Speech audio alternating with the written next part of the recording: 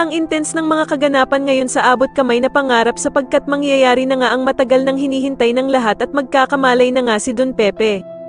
Dito nga ay agad na ipapatawag ni Don Pepe ang kanyang abogado para pirmahan ang last will and testament na ginawa nito para maalis si Zoe sa mga pamamanahan niya. Samantala ay muli ngang magkakatagpo ang landas nila Doc Robert at Lynette dahil sa pareho silang a-attend sa party ng mga bata. Manghihinayang naman itong si Doc Robert dahil sa hindi nga daw makikita ng ama niyang si Don Pepe ang kanyang mga apo, na sila Annalyn at Justin na magkasamang gumawa ng party.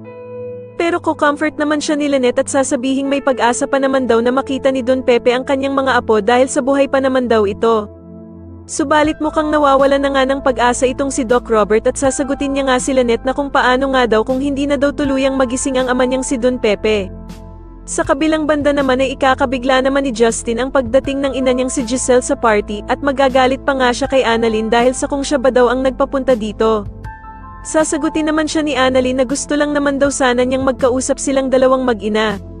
Pero agad namang hihingi ng tawad itong si Giselle sa anak niyang si Justin at aalis na nga lang daw siya. At dito nga habang papaalis si Giselle ay agad naman siyang pipigilan ni Justin at mukhang lalambot na nga ng tuluyan ang puso nito. Samantala matapos ngang magbigay ng regalo na kwintas itong si Doc Lyndon kay Annalyn ay hindi naman magpapatalo itong si Harry at magbibigay nga din ito ng regalo kay Annalyn. Matapos nga ang naging performance nila Annalyn at Justin ay masusupresa itong si Annalyn dahil nga sa gagawing surprise message ni Harry habang nakasuot ito ng Santa Claus. Sa kabilang banda naman ay sa wakas nga at mangyayari na ang matagal nang hinihintay ng lahat at tuluyan na ngang magkakamalay si Lolo Pepe.